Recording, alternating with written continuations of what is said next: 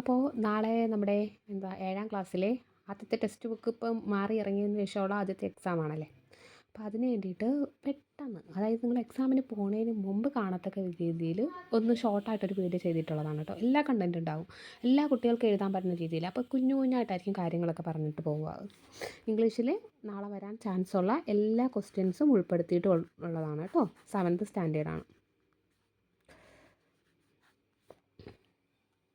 അപ്പോൾ അതിൽ first question എന്ന് പറഞ്ഞു കഴിഞ്ഞാൽ മിക്കവാറും എന്തോന്നായിരിക്കും, ഒരു പാരഗ്രാഫ് തന്നിട്ടുണ്ടായിരിക്കും. അത് എന്ത് ചെയ്യുക, വായിക്കുക. അതുമായി ബന്ധപ്പെട്ട ക്വസ്റ്റ്യൻസ് ആയിരിക്കും ഉണ്ടായിരിക്കും. അതിലൊരു ചെറിയൊരു ടിപ്പ് പറഞ്ഞുതരാം. അതായത് നിങ്ങൾ ആ ക്വസ്റ്റ്യൻ വായിക്കുന്ന ടൈമിൽ അതിലെന്തെങ്കിലും പോയിന്റ് വെച്ചിട്ടായിരിക്കുമല്ലോ അത് നമ്മൾ ഉത്തരം കാണാൻ വേണ്ടി നോക്കുക. അപ്പോൾ ആ ഉത്തരം എന്ന് പറയുന്നത് ഒരു പോയിന്റ് മുകളിൽ നിന്ന്, അതായത് നമ്മൾ ഏത് പോയിൻ്റാണോ വെച്ചിട്ട് നോക്കുന്നത് അതിൻ്റെ ഒരു പോയിന്റ് മേലെ നിന്ന് തുടങ്ങിയിട്ട് ഒരു പോയിന്റിന് ശേഷം, അതായത് ആ സെൻറ്റൻസിന് ശേഷമുള്ള ഒരു വരിയും കൂടെ കഴിഞ്ഞിട്ട് വേണം ഫുൾ സ്റ്റോപ്പിൽ കൊണ്ടുവന്ന് നിർത്താൻ വേണ്ടിയിട്ട്. അപ്പോൾ അതിനുള്ളിൽ ഉത്തരം നമുക്ക് കിട്ടുവാണെന്നുണ്ടെങ്കിൽ അതിനെന്തായാലും ഒരു മാർക്ക് കിട്ടുന്നതാണ്. ഓക്കെ. അപ്പോൾ എന്താണ് റീഡ് ചെയ്യുന്ന കാര്യങ്ങൾ ആദ്യം ക്വസ്റ്റ്യൻസ് വായിക്കാൻ ശ്രമിക്കുക. ആ ക്വസ്റ്റ്യൻ പേപ്പർ കിട്ടുമ്പോൾ തന്നെ ആദ്യം ക്വസ്റ്റ്യൻസ് വായിക്കുക. ക്വസ്റ്റ്യൻസ് വായിച്ചതിന് ശേഷം എന്ത് ചെയ്യുക, പാരഗ്രാഫ് വായിക്കുക. അപ്പോൾ നമുക്ക് വേഗം എന്ത് ചെയ്യും, വായിക്കുന്നതിൻ്റെ ഇടയ്ക്ക് അത് മനസ്സിലാക്കിക്കൊണ്ടിരിക്കാൻ പറ്റും. ക്വസ്റ്റ്യൻസിൻ്റെ മീനിങ് മനസ്സിലായാൽ തന്നെ നമുക്ക് ഉത്തരം കിട്ടാൻ നല്ല എളുപ്പം. ഓക്കെ. ഇനി രണ്ടാമത്തെ കാര്യം എന്ന് പറഞ്ഞു കഴിഞ്ഞാൽ താങ്ക് യു നോട്ട് നോക്കാൻ വേണ്ടിയിട്ടാണ്. Thank you note. ഓക്കെ. ഞാൻ ഇവിടെ എഴുതുന്നത് ആദ്യത്തെ കാര്യമായിട്ടാ താങ്ക് യു നോട്ട് ഒന്നും ഇടുന്നത് കേട്ടോ. താങ്ക് യു നോട്ട് എഴുതുമ്പോഴത്തേനും മെയിനായിട്ട് ശ്രദ്ധിക്കേണ്ടത് ഒരു ബോക്സ് ഉണ്ടായിരിക്കണം.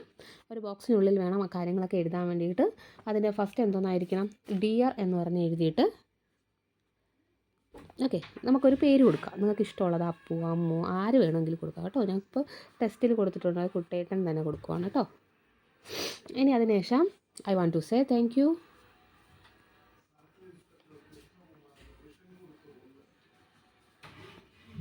Say a big thank you. ഇത് കാണാതെ പഠിക്കാൻ എത്ര വലിയ പാടൊന്നും ഇല്ലല്ലോ. I want to say a big thank you. അത് കാണാതെ പഠിക്കാൻ പാടുണ്ടോ? ഇതങ്ങ് കാണാതെ പഠിച്ചിരിക്കുക. Okay. I want to big thank you. അതിന് ശേഷം പിന്നെ എന്ത് എഴുതാം നമുക്ക്, because of you we become happy. You are a superhero.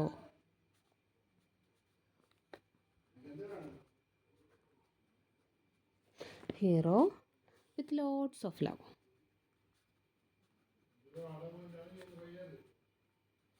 And gratitude. ഇതിലൊരു കാര്യം പറഞ്ഞേക്കാം, ഇത് ഫുള്ളും കാണാതെ പഠിക്കണമെന്നൊന്നുമില്ല കേട്ടോ. I want to say a big thank you, അത് വെരി ഇമ്പോർട്ടൻ്റ് ആയിട്ടുള്ള കാര്യം. അത് കാണാതെ പഠിച്ചിരിക്കുക. Okay. Because of you I am happy, അതൊന്നുമില്ല. You are a super hero with lots of love and gratitude. ഇത് ഇത്രയും കാണാതെ പഠിച്ചു. ഇതൊക്കെ കുഞ്ഞു വേർഡ്സാണ്. ഇത് നമുക്ക് കാണാതെ പഠിക്കാൻ അത്ര വലിയ പാടൊന്നുമില്ല. ഓക്കെ. അപ്പോൾ ഫസ്റ്റത്തെ എന്ന് പറഞ്ഞാൽ താങ്ക് യു നോട്ട് എന്തായാലും എന്ത് ചെയ്തിട്ട് പഠിച്ചിട്ട് വേണം പോകാൻ വേണ്ടിയിട്ട്. രണ്ടാമത്തെ കാര്യം എന്ന് പറഞ്ഞാൽ വേൾഡ് റെഫ്യൂജിയുമായി ബന്ധപ്പെട്ടിട്ട് ഒരു പോസ്റ്ററോ സ്ലോഗനോ അങ്ങനെ എന്തെങ്കിലും ഒരു കാര്യം ചോദിക്കാണ്ട് ചാൻസ് ഉണ്ട്. സെയിം നേരത്തെ പറഞ്ഞ കണക്ക് തന്നെ നമ്മുടെ ഈ എന്താ ബോക്സിനുള്ളിൽ തന്നെ എഴുതണം എന്ന് പറയുമ്പോഴത്തേനും അത് ജസ്റ്റ് ഒന്ന് കളിയായിട്ട് പറയുന്നതല്ല കേട്ടോ. നമുക്ക് ഈ എക്സാമിൽ ക്വസ്റ്റ്യൻസ് അറ്റൻഡ് ചെയ്യുന്നതിനനുസരിച്ച് തന്നെ മാർക്ക് വീഴുന്നുണ്ട്. 1/2 മാർക്ക് 1 മാർക്കൊക്കെ.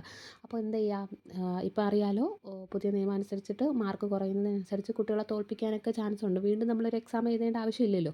അപ്പോൾ അതുകൊണ്ട് തന്നെ എന്ത് ചെയ്യുക, ജസ്റ്റ് ഒരു ബോക്സ് വരയ്ക്കുക. നിങ്ങൾ ഡിയർ കുട്ടേട്ടൻ അല്ലെങ്കിൽ ഡിയർ അപ്പൂന്നോ അമ്മൂന്നോ നിങ്ങൾക്ക് ഇഷ്ടമുള്ളൊരു പേര് കൊടുക്കാം. ഓക്കെ.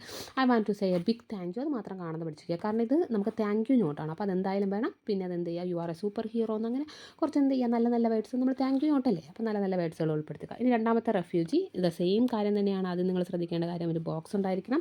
പിന്നെ ജൂൺ 20 ആണ് എന്ത് ചെയ്യുന്നത്, റെഫ്യൂജി ഡേ എന്ന് ഓർത്ത് വയ്ക്കുക. അപ്പോൾ ഇതെങ്ങനെയാണ് എഴുതുന്നതെന്ന് വെച്ച് കഴിഞ്ഞാൽ ഇത് ഞാൻ ജസ്റ്റ് ഒന്ന് പറഞ്ഞതാണ് കേട്ടോ. എങ്ങനെ എഴുതുന്നതെന്ന് വെച്ചാൽ താഴെ കാണിച്ചു തരാം. അപ്പോൾ നോക്കിയാൽ അതൊന്നും വേൾഡ് റെഫ്യൂജി ഡേ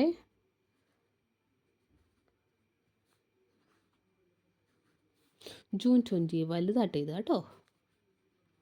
ജൂൺ 20 എന്താണ്, ഹെൽപ്പ് റെഫ്യൂജീസ്.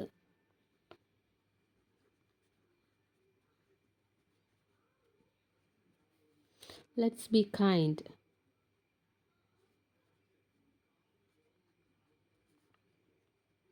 ഓക്കെ. ഓക്കെ, നിങ്ങൾക്ക് എന്തെങ്കിലും പിക്ചർ വരയ്ക്കാൻ വേണ്ടിയിട്ടൊക്കെ പറ്റുമെങ്കിൽ ഒരു ഭൂമിയുടെയൊക്കെ കുഞ്ഞു പിക്ചറോ അങ്ങനെ എന്തെങ്കിലുമൊക്കെ വരയ്ക്കാൻ വേണ്ടി പറ്റുമെങ്കിൽ അത് നിങ്ങൾക്ക് ചേർത്തിട്ട് എന്ത് ചെയ്യുക, അതൊന്ന് ഫില്ല് ചെയ്ത് അങ്ങ് നിർത്തുക. ഓക്കെ, ഇത് കുഞ്ഞു കാര്യമല്ലേ. നമ്മളിപ്പോൾ രണ്ട് ക്വസ്റ്റ്യൻസാണ്, മെയിൻ ക്വസ്റ്റ്യൻസിൽ രണ്ടാണ് പഠിച്ചിട്ടുള്ളത് കേട്ടോ.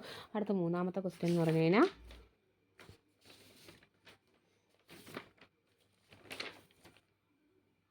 ഇതൊരു കോൺവെർസേഷനാണ്. അതായത് നമ്മുടെ ജോസഫ് എന്ന് പറഞ്ഞ കുട്ടിയുണ്ടല്ലോ, മറ്റേ യെല്ലോ അംബ്രല്ല ആ പാഠഭാഗത്തിലുണ്ടായിരുന്ന.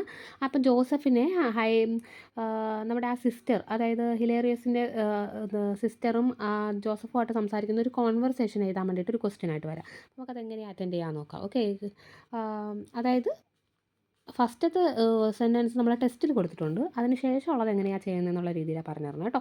അതായത് hello what should I call you എന്നൊക്കെ പറഞ്ഞ് ചോദിച്ചിട്ട് ജോസഫ്, ഐ ആം ജോസഫ് എന്നുള്ള പേരൊക്കെ പറയുന്ന ഒരിത് അത് നമുക്ക് ആവശ്യമില്ല. എന്തായാലും നമ്മൾ കംപ്ലീറ്റ് ചെയ്യാൻ വേണ്ടി പറയുമ്പോഴത്തേനും നമുക്ക് എന്ത് ചെയ്യാം, നമുക്ക് എവിടെ മുതൽ തുടങ്ങാം. വാട്ട്സ് യുവർ നെയിം എന്നോ വല്ലത് ഹൈലേറിയയുടെ സിസ്റ്റർ ചോദിക്കുന്ന കണക്ക് വാട്ട്സ് യുവർ നെയിം.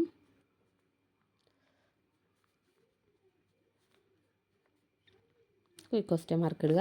അപ്പം നമ്മുടെ ജോസഫ് പറയും, എന്തെന്ന് പറയും, ഐ ആം ജോസഫ്. അപ്പോൾ വീണ്ടും ഹൈലേറിയസിൻ്റെ എച്ച് എന്ന് മാത്രം ഇട്ടിട്ട് ഞാൻ സിസ്റ്റർ എന്ന് ഇടുവാണ് കേട്ടോ.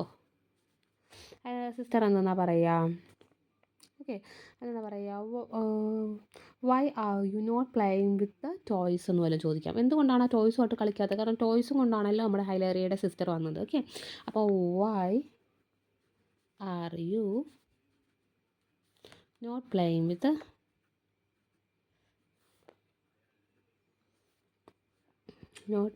വിത്ത് ടോയ്സ്.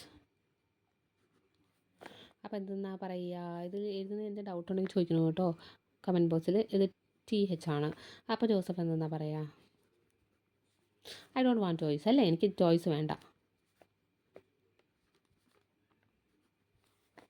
അപ്പോൾ സിസ്റ്റർ എന്താ ചോദിക്കുക, ദെൻ വാട്ട് യു വാണ്ട്, അല്ലേ, അല്ലെങ്കിൽ നമുക്ക് കുറച്ചുകൂടെ വൃത്തിയായിട്ട് then what make you happy എന്ന് ചോദിക്കാം.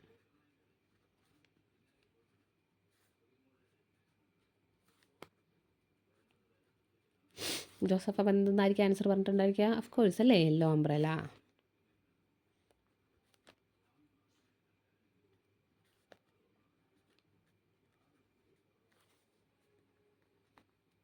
അപ്പോൾ നമുക്ക് എന്താ ചെയ്യുക, കോൺവെർസേഷനില്ലേ കുറച്ചൊന്ന് ഭംഗിയാക്കാൻ വേണ്ടിയിട്ട് യെല്ലോ അംബ്രല്ല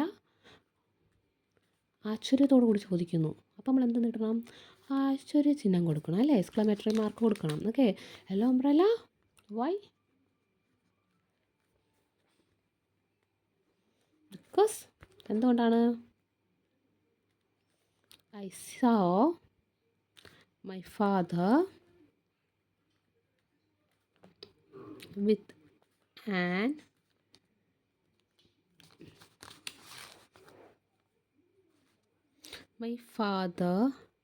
ഇവിടെ ലാസ്റ്റ് ടൈമും കൂടെ ചേർക്കണം കേട്ടോ, എഴുതിയപ്പം വന്ന മിസ്റ്റേക്കാണ്. Time with an yellow umbrella.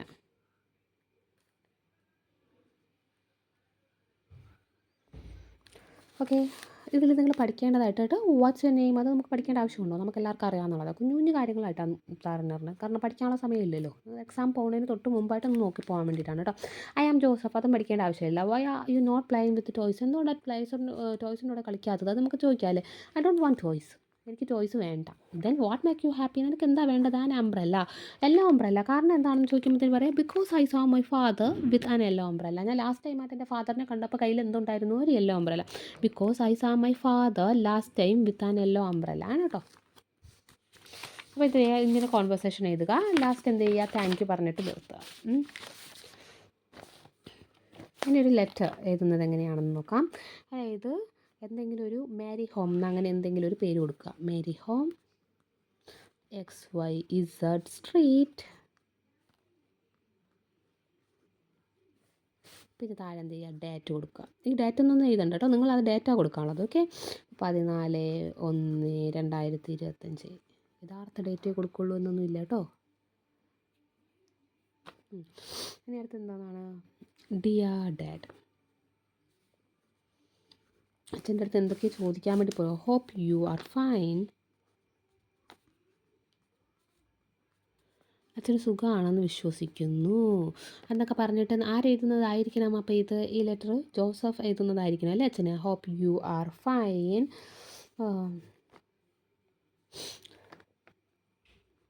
wherever you are, I am waiting for you. I miss you a lot. Dad. I want to see you.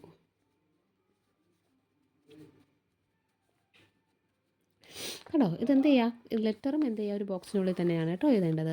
അപ്പോൾ കണ്ടോ എന്ത് സിമ്പിളായിട്ടാണ്. മാരിയക്സ് എന്ന് പറഞ്ഞിട്ടൊരു ഡാറ്റ് കൊടുക്കുക. നമ്മൾ ഡാറ്റ് വരുമ്പോൾ തന്നെ ഒരു മാർക്ക് കിട്ടി. ഡിയർ ഡാഡ് വരെ കിട്ടും. എഴുതുമ്പോൾ തന്നെ നമുക്ക് ഒരു മാർക്ക് കിട്ടുക. മാരി ഹോം XYZ എന്ന് പറഞ്ഞൊരു സ്ട്രീറ്റ്, ചുമ്മാ ഒരു സ്ട്രീറ്റിന് പകരം നിങ്ങൾക്ക് റോഡൊന്നും എഴുതാം. ഓക്കെ, 14/1/2025 ഏതെങ്കിലും ഒരു ഡാറ്റ് കൊടുക്കുക. ഓക്കെ, അത് ഹോപ്പ് യു ആർ ഫൈൻ, സുഖമാണെന്ന് വിചാരിക്കുന്നു. വെയർ യു ആർ, എവിടെയാണ് വെച്ചാൽ I am waiting for you, ഞാൻ നിങ്ങൾക്ക് വേണ്ടിയിട്ട് wait. I miss you lot that, I want to see you എന്ന് പറഞ്ഞിട്ടൊരു കുഞ്ഞായിട്ടാണ് കേട്ടോ. ഇത് പെട്ടെന്ന് എഴുതാൻ വേണ്ടിയിട്ട് പറഞ്ഞു തരണം. ഇതിൽ കുറേ കണ്ടൻറ്റൊക്കെ ഉൾപ്പെടുത്താം. പറ്റുമെങ്കിൽ ഒരു ഇവിടം വരെയൊക്കെ വരണം. ഒരു പേജിൻ്റെ മുക്കാലോളമൊക്കെ നിങ്ങളുടെ ലെറ്റർ വരണം കേട്ടോ. അപ്പോഴേ ഫുൾ മാർക്ക് കിട്ടുള്ളൂ. ഭംഗിയായിട്ട് എഴുതണം കേട്ടോ. ഇനി നമുക്ക് എന്ത് ചെയ്യാം, രഞ്ജി എന്ന് പറഞ്ഞിട്ടൊരു ക്യാരക്ടർ അതിനകത്തുണ്ടല്ലോ, നമ്മുടെ ക്രിക്കറ്റിനൊക്കെ ജയിക്കുന്ന ലാസ്റ്റ്. അപ്പോൾ ആ കുട്ടി ജയിക്കുന്നതിന് മുമ്പ് ഒരു കമൻട്രി എഴുതാൻ വേണ്ടിയിട്ട്, കമൻട്രി ഉള്ളത് കൊണ്ട് ഫസ്റ്റ് ടെസ്റ്റിലാണ് ഉള്ളതെങ്കിലും ചാൻസ് ഉണ്ട് വരാൻ വേണ്ടിയിട്ട്. അപ്പോൾ ഒരു കമൻട്രി എങ്ങനെയാണ് എഴുതുന്നതെന്ന് നോക്കിയാലോ. എന്ത് ചെയ്യുക, കമൻട്രിക്ക് നമുക്ക് എന്ത് ചെയ്യാം, ഇതേപോലെ എന്തെങ്കിലും ഒരു മോഡൽ വരയ്ക്കുക. ഓ Ranji, you played amazing, keep going,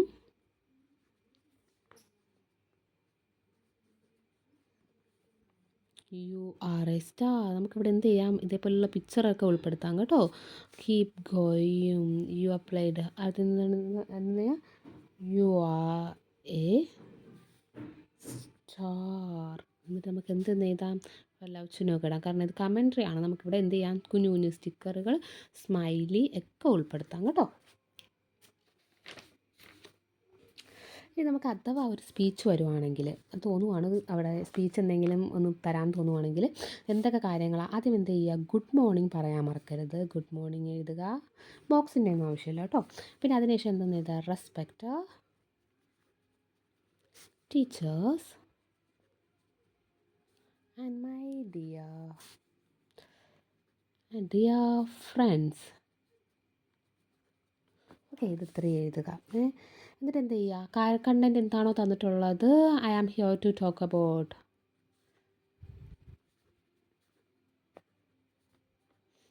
എന്ന് പറഞ്ഞിട്ട് കാര്യത്തിൽ കണ്ടൻറ്റിലോട്ട് പോകാറുള്ളത്. കണ്ടൻറ്റ് എന്താ ക്വസ്റ്റ്യനിൽ തന്നിട്ടുണ്ടായിരിക്കും, അതിനെക്കുറിച്ചിട്ട് അങ്ങ് എഴുതുക. നമുക്ക് ഇത് ഇത്രയും എഴുതുമ്പോൾ തന്നെ നമുക്ക് 1-2 മാർക്ക് ഇതിൽ സ്കോർ ചെയ്യാൻ വേണ്ടിയിട്ട് പറ്റും. ഓക്കെ, എന്നിട്ട് have a nice day last പറയുക. Thank you. ഓക്കെ, ഇത് മറക്കരുത് കേട്ടോ. അപ്പോൾ സ്പീച്ചിൽ എന്ത് ചെയ്യുക, ഗുഡ് മോർണിംഗ്, അതൊക്കെ നമുക്ക് കാണുന്ന പഠിക്കേണ്ട ആവശ്യമുണ്ടോ, നമുക്ക് ഓർത്തിരിക്കുക. Respected teachers and my dear friends, അത് നോക്കുക. I am here to talk about, content എഴുതുക. കണ്ടൻറ്റ് എന്താണെന്ന് വെച്ച് എഴുതുക. Have a nice day, thank you all. Okay, ഇത് കാണാമെന്ന് വിചാരിക്കുന്നു. ഓക്കെ, അടുത്ത നമുക്ക് ഇത് ലാസ്റ്റത്തെ ക്വസ്റ്റ്യനിലേക്ക് പോകാം. നമ്പർ വീണ്ടും 1 2 3 എന്നായിട്ടിരുന്നേ അല്ലേ. ഇത് എത്രാമത്തെ ക്വസ്റ്റ്യൻ ആയി എന്നറിയില്ല, നോക്കാം നമുക്ക്. ഇവിടെ 3 ക്വസ്റ്റ്യൻ ആയിട്ടുണ്ടായിരുന്നു. 4 6 7ാമത്തെ ക്വസ്റ്റ്യൻ ആയല്ലേ.